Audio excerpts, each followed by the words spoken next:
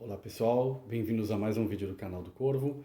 Hoje aqui para falar de um tema que permeia todo o meu trabalho, dos estudos da mitologia e da cultura celta, até a abordagem da história, a política moderna, a cultura, a poesia, a música, a literatura, tudo isso em todos esses temas e os subtemas que dele derivam.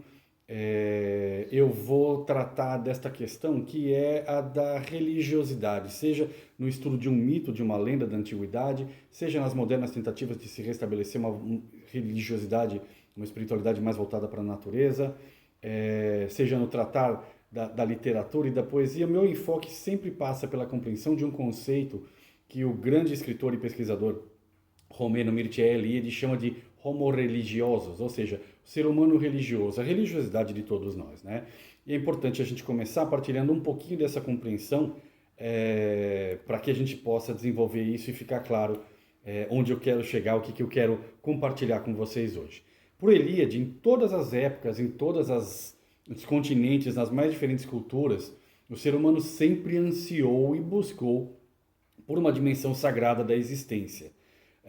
Em tempos de ceticismo, em que as pessoas tratam de, entre aspas, ciência com o mesmo fanatismo da mais alucinada seita religiosa, é importante a gente resgatar um pouquinho o papel da espiritualidade nas nossas vidas, porque a espiritualidade não implica necessariamente em pertencer a um culto ou celebrar uma cerimônia. A religiosidade ela é intrínseca ao ser humano e ela se manifesta de formas muito simples e individuais muitas vezes, até sem que a pessoa mesmo perceba.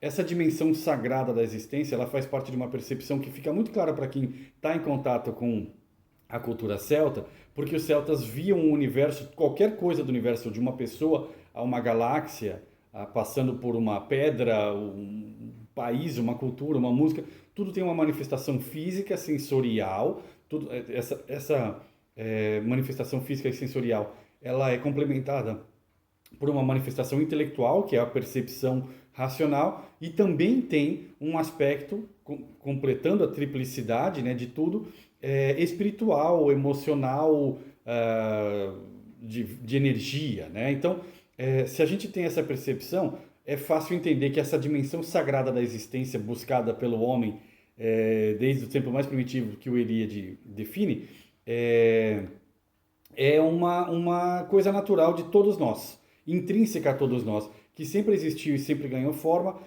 e que só recentemente, quando eu digo recentemente, eu falo de 250 anos atrás, para cá, que ela começa a perder a forma que ela existe, em que ela sempre existiu, da percepção da vida como sagrada e da existência em todos os seus planos como sendo dotada de uma dimensão espiritual, e ganha essa conotação obsessiva de racionalidade, pseudo-racionalidade da ciência moderna, que transforma a ciência numa religião quadrata demonstrando. Como queríamos demonstrar, sempre estamos buscando esta dimensão do sagrado. Eu falo que, na verdade, não é nem que o ser humano ansiou e buscou, como diz o Eliade, por essa dimensão do sagrado. Ele sempre percebeu essa dimensão sagrada à sua volta. E o Eliade, voltando ao trabalho dele, ele estrutura essa busca, essa percepção do sagrado em 4 pontos que são comuns a qualquer cultura. Em primeiro lugar, uma crença na existência do sagrado, ou seja, que existe uma realidade transcendente, além do que se vê, onde está a verdade, onde está a realidade do sagrado.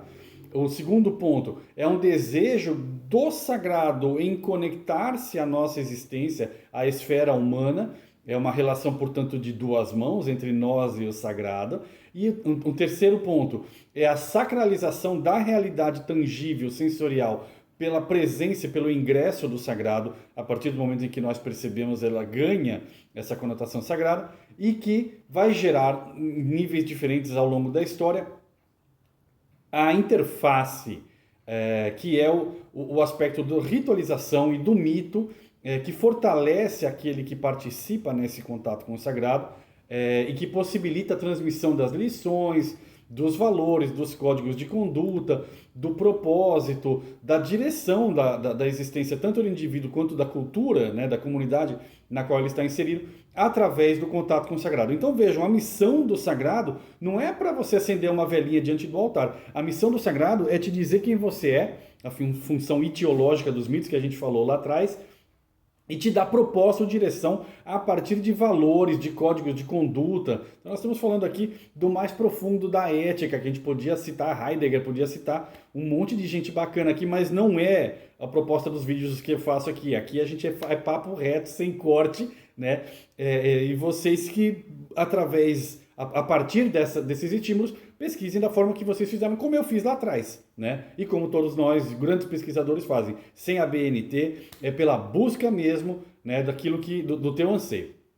Aliás, eu falei do MacKillop aqui, né, da função etiológica, que o professor James MacKillop, uma das maiores autoridades em mitologia celta, e eu separei um trecho aqui para ler para vocês, em que ele descreve o que é um mito. O mito é uma história tradicional, anônima, geralmente com origens numa sociedade pré-literatura, antes da escrita, que trata de divindades, heróis ou ancestrais, todos se misturam em divindades, heróis e ancestrais, que encarnam verdades, eles personificam verdades difusamente compreendidas que se originam no mais profundo de nossos seres. Alguns mitos explicam a origem do cosmos e de nós mesmos, ou seja, né, quando o Big Bang científico, na verdade, pode ser visto como um mito etiológico que explica a origem do universo. E também outros mitos vão explicar as relações entre a vida e a morte, entre os mortos e os vivos, ou porque o clima muda, os mitos que falam da roda do ano em diversas culturas.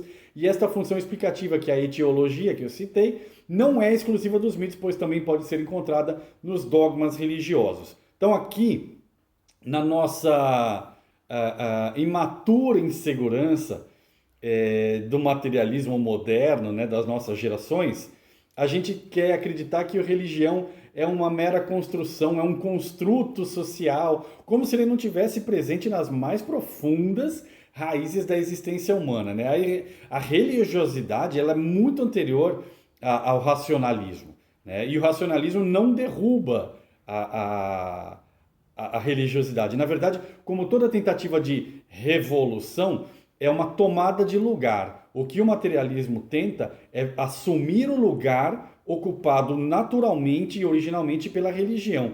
Por isso que as pessoas ficam falando de ciência e ficam falando de ateísmo e de racionalismo, transferindo para isso o mesmo fanatismo das piores manifestações da religiosidade.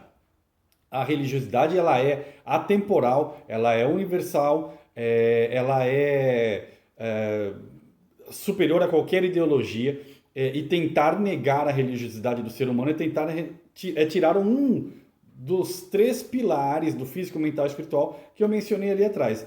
Negar a espiritualidade do ser humano é negar ao ser humano o que ele tem de melhor. Mas o que define religiosidade? O que é religião? A palavra, isso é uma coisa que eu venho repetindo há pelo menos uns 20 anos nos cursos e palestras. A palavra religião vem do latim religare, que é religar, reconectar. Reconectar o quê? Um macro, essa dimensão material ao espiritual, né? Um mundo que existe ao espiritual, e no micro do indivíduo, reconectar o indivíduo ao todo. Então, são diferentes níveis não excludentes de religare, de reconectar. Se a gente pegar as pinturas rupestres nas cavernas de Lascaux, La Madeleine, lá no Paleolítico, avançando para as estupas do Tibete, para a construção de Stonehenge, para a Catedral de Chartres, para a Kaaba lá em Meca, para o Muro das Lamentações em Jerusalém, todas essas estruturas, elas apontam para uma experiência religiosa como uma das molas motrizes da existência humana. Cada um de nós se integra a uma religião, se integra ao universo e se entrega ao universo através de uma percepção religiosa. O iluminismo, como eu falei, trouxe uma nova religião, que era essa crença de que o ser humano não precisa de religião.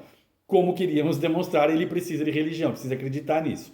Mas é como o próprio Eliade, que eu citei aqui, fala: tentar compreender a essência da hierofania, que é a revelação da realidade transcendente e sagrada do mundo, através da fisiologia, da psicologia, da sociologia, da economia, da política, da linguística, da arte ou de qualquer outro estudo, é um erro, porque nenhuma dessas separadas conseguem conceber totalmente e corretamente e completamente o que é o elemento mais exclusivo e irredutível, indefinível da hierofania, que é o sagrado. Vou pegar agora as palavras do Eliade. É evidente, é evidente que não existe nenhum fenômeno puramente religioso. Todos eles vão estar afetados e afetarão cultura, política, social, economia e assim por diante. Guerra. É evidente que não existe nenhum fenômeno puramente religioso. Nenhum fenômeno pode ser apenas e somente religioso. Por ser humana, a religião deve ser algo social, linguístico, econômico, político. O Eliade não deixa dúvida, a religião está em tudo e por estar em tudo não pode ser somente uma dessas coisas. Definir a religião é definir a humanidade. Assim como definir a humanidade sem religião é tudo menos definição. Porque o ser humano tem esse aspecto e ele não tem como viver sem um aspecto religioso, ainda que ele tente ou minta para si mesmo acreditando que faz. Mas pera um pouquinho. A gente deixou para trás, tem que voltar agora, um conceito fundamental que muita gente nem se dá conta. Hierofania. Literalmente, a palavra hieros, do grego sagrado, mas phaneia, que é o manifesto, é a manifestação do sagrado. Isso é uma hierofania. Toda cultura tem uma forma de lidar com a hierofania. Cada cultura, aliás, tem uma forma própria de lidar com a hierofania, seja ela monoteísta ou politeísta, revelada por espíritos, herdada dos ancestrais, construída, dogmática ou reflexiva, hierárquica ou livre, coletiva ou individual, ritualística ou filosófica e contemplativa. Pense aí no budismo, pense aí no xamanismo, pense nas diversas ramificações do cristianismo, do islã. Todas essas hierofanias, presenças do sagrado, expressões do sagrado, são manifestações da necessidade humana de compreender que somos mais do que um apanhado de tecidos e fluidos, como querem alguns de mente limitada. Eu falo sempre que quem tenta reduzir a experiência humana a um apanhado de tecidos e fluidos é porque não tem tamanho dentro do cérebro e da mente e da alma para conceber o sagrado. Então tem que limitar aquilo que ele pode. E aí vira um chato de galochas ateu. A gente é muito mais do que somos muito mais do que meros peões num tabuleiro dos conflitos das vontades dos deuses. Porque cada um de nós traz na sua essência o sagrado desafio de tentar encontrar a sua expressão humana individual dentro de uma expressão humana coletiva e manifestá-la de acordo com aquela realidade que é mais íntima dentro de cada um de nós. É o religare do pequeno animal bípede frágil com a grandiosidade do todo. Cada um de nós é esse animal bípede frágil. Tirar isso da nossa identidade coletiva e individual é negar ao ser humano a sua própria humanidade. Então, que fique claro que aqui eu não estou pregando uma religião, eu não estou dizendo que tal caminho é válido, como eu sempre digo, quem acompanha meus vídeos, desde o começo eu falo, todos os caminhos são válidos, toda religião é válida porque são sotaques diferentes de uma mesma religião, de uma mesma linguagem, que é a experiência humana. Aqui eu estou mostrando para vocês finalmente qual que é a dessa experiência humana. É uma percepção da hierofania, da manifestação do sagrado a partir do meu contato com o universo, seja através da arte que eu promovo ou que eu recebo, seja através do encantamento que a paisagem me causa ou do encantamento que um outro humano me causa.